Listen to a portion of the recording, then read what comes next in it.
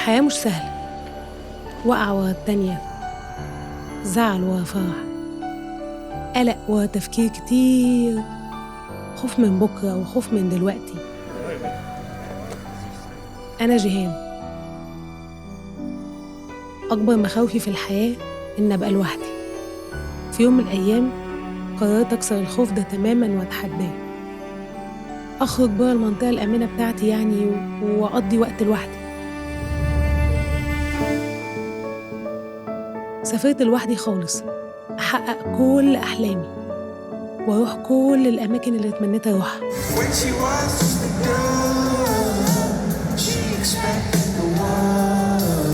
وأعمل كل الحاجات اللي كان نفسي فيها. إيه الطعم السكر ده؟ ولما عملت كده حسيت إن إيه ده؟ أنا كنت خايفة من إيه؟ وعرفت أنا بحب إيه وبكره إيه.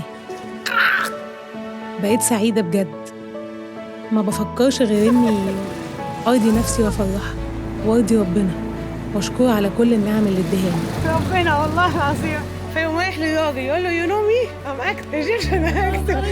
وبابا طبعا عشان سمح لي بكده،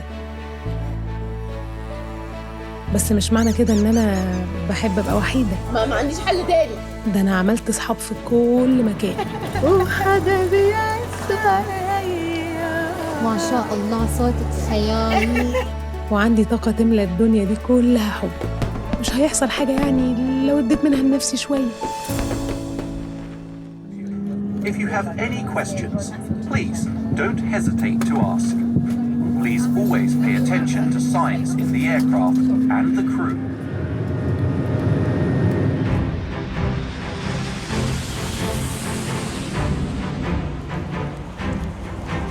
النهارده أول يوم ليا في ألمانيا في مدينة اسمها ديسلدورف. أنا جيت ديسلدورف قبل كده بس في ذكرى يعني ما بحبش أفتكرها.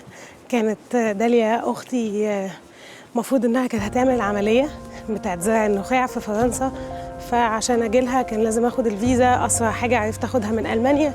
جيت على ألمانيا، كان في واحدة صاحبتنا مصرية عندها شغل هنا في ديسلدورف، فجيت قعدت معاها يومين واتحركت من ديسلدورف على باريس على طول. إيه اللي جابني تاني ديسلدورف بعد 7 سنين؟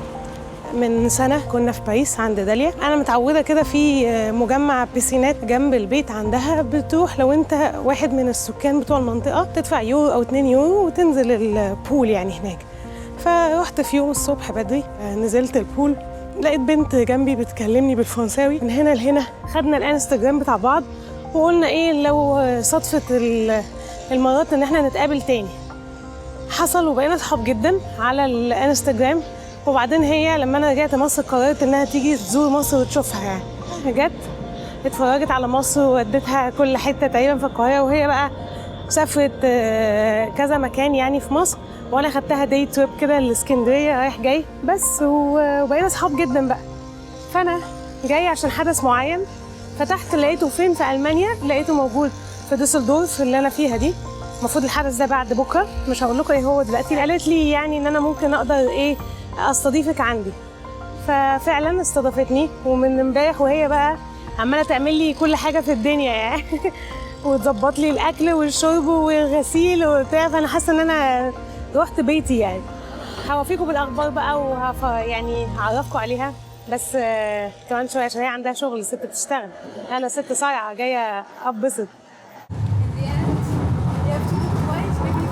أنا طول الوقت بشوف إن إنجلترا أهم واحدة في المواصلات، بعدها باريس. بس هم في ألمانيا هنا متقدمين جدا جدا جدا في موضوع المواصلات ده. دلوقتي مثلا أنا كنت في الترام، ركبته من فوق من مكان عادي جدا ما بيمشي فيه الترامز وكده، فجأة نزل تحت بقى مترو في محطة مترو. يعني أنا طالعة من محطة مترو، ده كان ترام فوق اصلا يعني مش عارفه ايه ده بصراحه. مفيش بقى بوابات يعني انت ممكن تركب، بس لو لحظه حد قفشك، جه حد من السكيورتي بيسالك على التيكت بتاعك، تدفع تقريبا 100 يورو او 200 حاجه كده يعني. الشارع اللي انا فيه ده حلو جدا يعني، هو كله شوبينج وممنوع العربيات، يا دوب بس عجل، ومليان محلات بقى ومعموله بشكل حلو جدا. تيكي ماكس يعني، مانجو، H&M. البلد هادية قوي يا جماعة، مش عارفة ايه الموضوع ده. هل ده ليه علاقة من إن أنا جاية من اسكتلندا وناس عمالة تعزف بقى اسكتلنديين قوي يعني بيعزفوا البتاع بتاع المزيكا بتاعتهم دي؟ إيه ده، أنا فاكرة أنا جيت الشارع ده قبل كده. أيوه، والكوبري ده اتصورت عنده. أنا كنت مأجلة الشوبينج كله لحد ما أعدي من الطيارة اللي ما بين اسكتلندا وألمانيا. بما إني عديت وكل الرحلات اللي بعد كده هتبقى بالأتوبيس فمش فارق معايا بقى الوزن، قررت أنزل أعمل شوية شوبينج.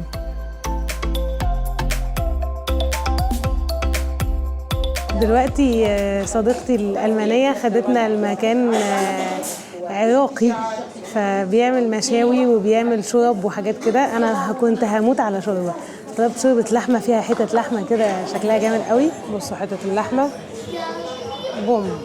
وبتطلب بقى أسياخ يعني مع عندهم مثلا سيخ كبدة، سيخ كفتة، سيخ كباب، سيخ ريش، فراخ مشوية كده يعني، بيشويها لك مع شوية خضار وخلاص، فشكله لذيذ.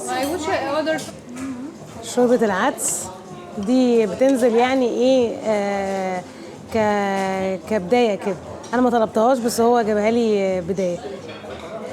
طبق مشاوي بقى بوم. طلبت واحدة كفتة وسيخ كبدة فراخ و4 ريش. الكفتة الضاني ومش عادية. هي طلبت ايه؟ ريشتين. انا لقيته داخل علينا بشوبين شكلهم غريب جدا. لبن عيران شكله جامد قوي.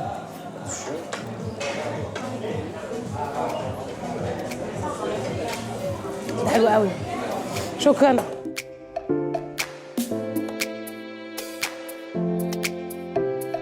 We are going to a place. كمس راين كمس. Okay, we are going to a place اللي هي قالت عليه ده.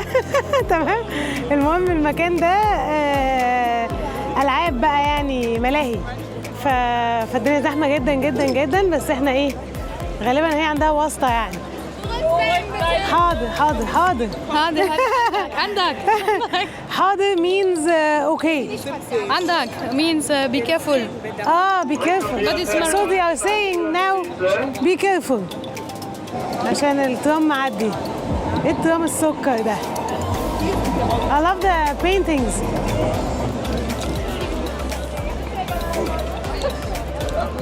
Wow, it's really crowded. It's good. Yeah. I mean, I'm from Paris, so I'm used to crowded places, right?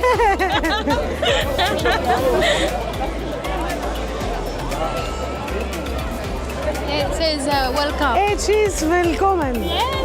Really? Stella, what is this crowd? All the Germans are here? Or not only the Germans, also the Egyptians.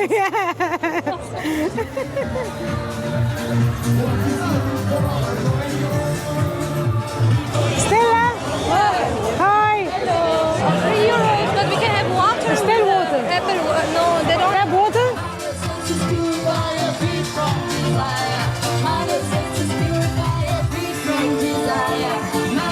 Okay, spring allemaal hoog. Springen!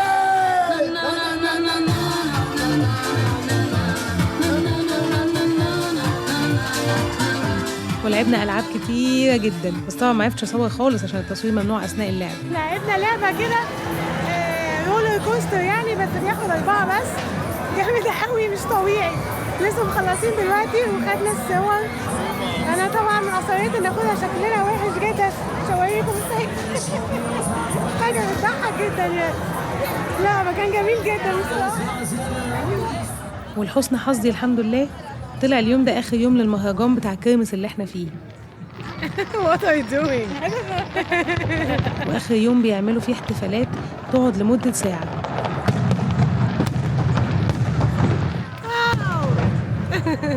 كل الناس بقى من المدينة بتيجي معاها أكلها وشربها وتفرش عادي جدا قعدتها وتتفرج على الفاير ووركس. What are you doing?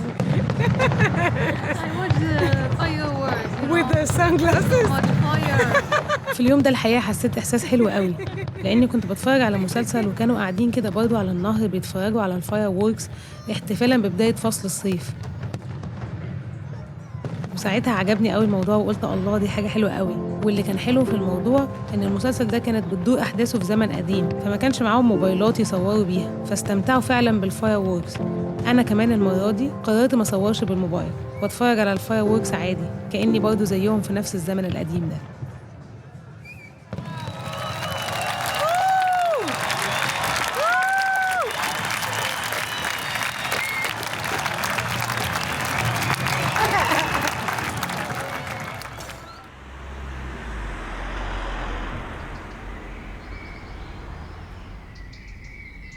النهارده الحد، والحد في أي دولة أجنبية يعني أجازة رسمية، زي يوم الجمعة عندنا كده في مصر. فستيلا قالت لي تعالي ننزل نفطر في سوق بيتعمل كل يوم حد بس، ومش هيخسر حاجة يعني لو اشترينا لنا شوية حاجات. I want to buy this one. وعشان أنا وستيلا من بلاد مختلفة وعندنا أفكار مختلفة، دار بينا نقاشات كتيرة جدا، اختلفنا الحقيقة في 90% منهم. وقال إيه؟ كانت عايزة تأكلنا في مطعم هيلسي. أنا ما عنديش مشاكل، بس مش في الأجازة. Delicious. بالنسبة لي الأجازة حاجتين ما ينفعش يتحسبوا: الفلوس والكالوريز. I have broccoli and carrots. What is this? Am I a rabbit? Me, I am. You need to eat something healthy too, because When I come home. you're on the vacation for a long time already. I will just slide in some broccoli. Broccoli is not real food. No? It's just vegetables. You have to take anything just beside it. Yeah, of course we will eat it with rice. Rice. وزي ما هي كانت بتحاول تقنعني، أنا كمان كنت بحاول أقنعها إنها تجيب هدوم ملونة عشان المكان اللي إحنا رايحينه ده. دلوقتي احنا حاجزين بالون ميوزيوم، احنا دلوقتي داخلينه. شكله جامد قوي. I know لا لا لا لا لا لا لا لا لا لا I know لا لا لا لا لا لا لا لا لا. Finally I convinced Stella to wear different colors. Do you want to say anything? I look like Gihanna. Yeah, we have the same colors. Yes, yes. You can scan there.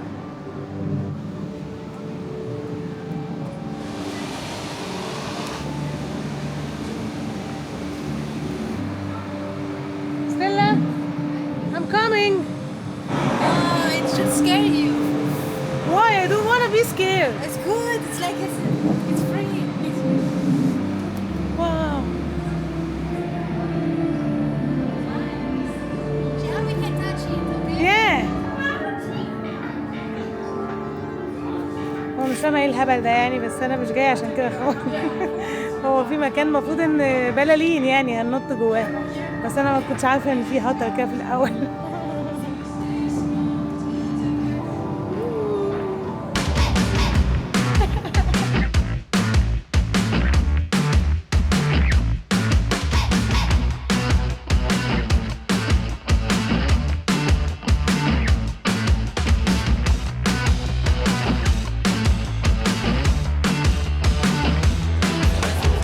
Wow. Oh, this is really nice. Yeah. Okay. I like looking at myself as well.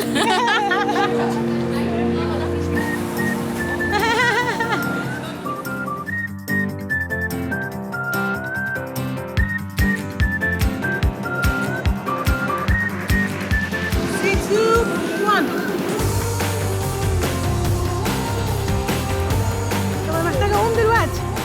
اعمل ايه؟ اعمل ايه؟ اعمل ايه يا كاميرا؟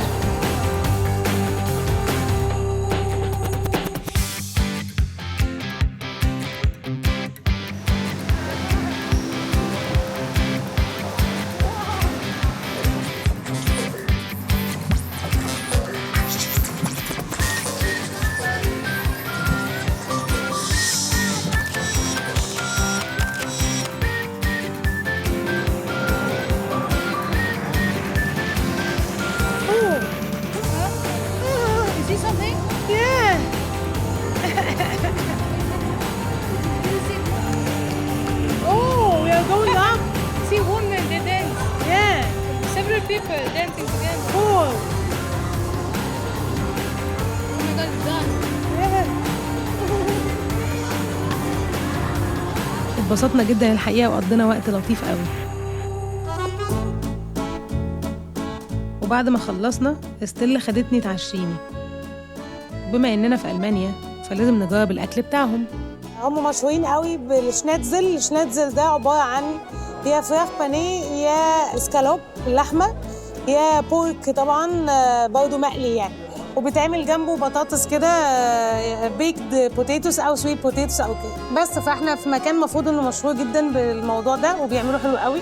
طلبت اسكالوب لحمة اللي هو شناتزل معاه فرايز عادي لان انا نفسي فيها بصراحة.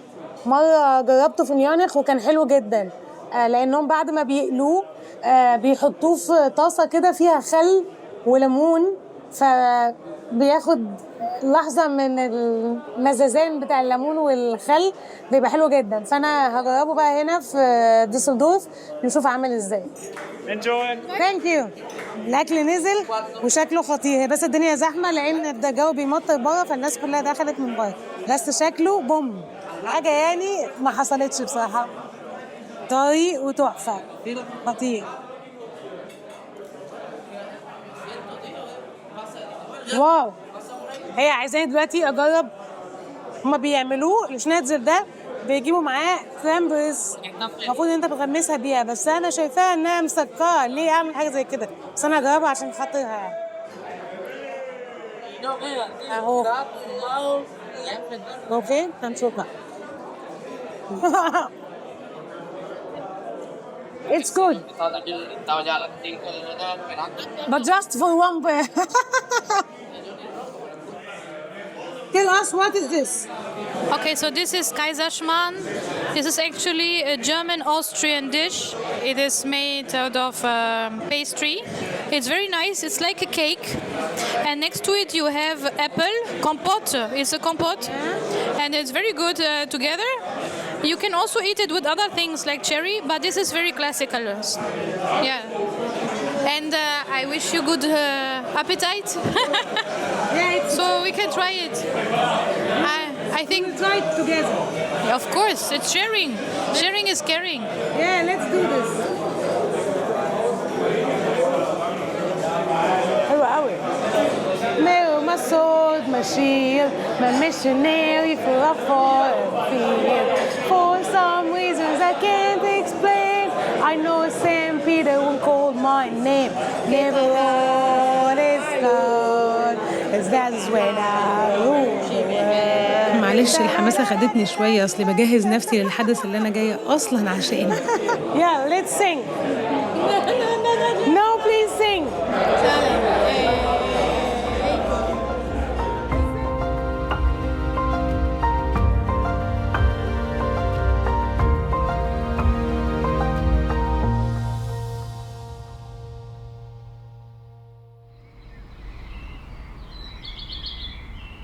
وها هو قد جاء اليوم الموعود، الحدث اللي أنا جاية ألمانيا عشانه.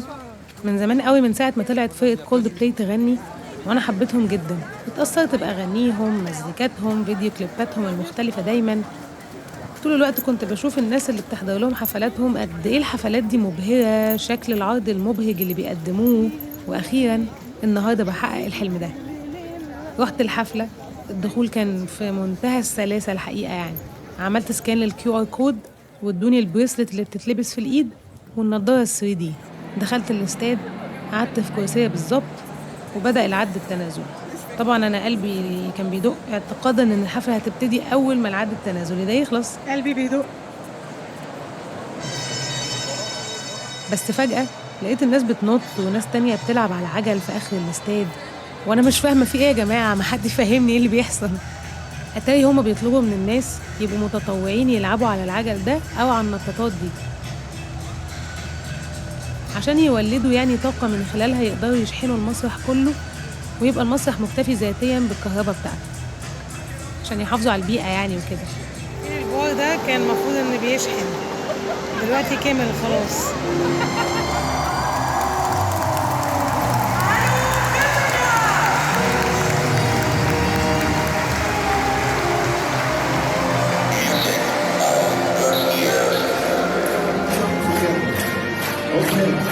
Everybody under the age of 18 years old.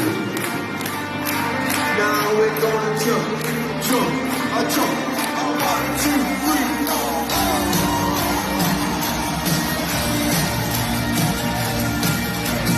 When she was just a girl, she expected the world. No. La la la la la la la la. No. La la la la la la la. Here we go.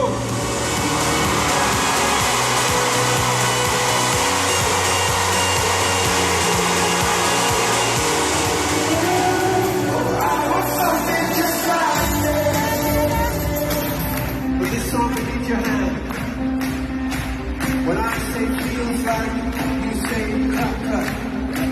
So, feels like, I said feels like, perfect, feels like, one more time, I said feels like.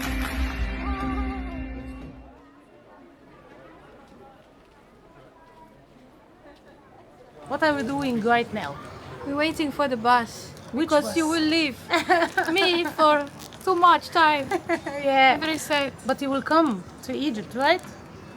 Now she wants to have it on camera. Yeah. Of course. Because I want to have a proof Yes, of course. that I will you come. are coming. I will come maybe in December or January. Okay. So I promised her that we will go to Dahab. Dahab. Okay. Kawa. Kahwa. Kawa. Kah. Kawa. Kahwa. Iced. Iced. Ice is متلجة. متلجة متلجة كوا متلجة. Very bad Arabic pronunciation. Of course. Okay, I'm saying goodbye to Düsseldorf until we meet again.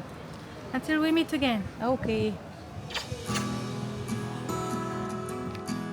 ديسلدورف خلتني اخد بالي من كام حاجة. أولهم إن ساعات ربنا بيبعت لك ناس تونسك وأنت بتحاول توصل لحلمك، وإن مش لازم الناس دي تبقى شبهك بالظبط وزيك في كل حاجة. You don't wanna dance? ساعات محاولاتنا لتغيير الحاجات وفرض رأينا عليها بيبوظها مش بيحليها. هي حلوة زي ما هي كده. ربنا سبحانه وتعالى خلقنا مختلفين عشان نكمل بعض. هو كان قادر يخلينا كلنا شبه بعض من البداية. أنا جيت البلد دي وأنا عايزة أحقق حلم معين، وماشية منها وأنا متعلمة إني لما أوصل لحلم مش لازم أستعجل الحلم اللي بعده. أنا في لحظة دلوقتي اتمنيتها، فالمطلوب مني أسيب أي حاجة بقى جاية قدام واتبسط باللحظة اللي اتمنيتها كتير قوي، عشان لما تعدي ما تعديش وتتنسي، لا دي تفضل جوايا طول العمر تونسني لحد ما ربنا يريد إن شاء الله وأروح للحلم اللي بعده.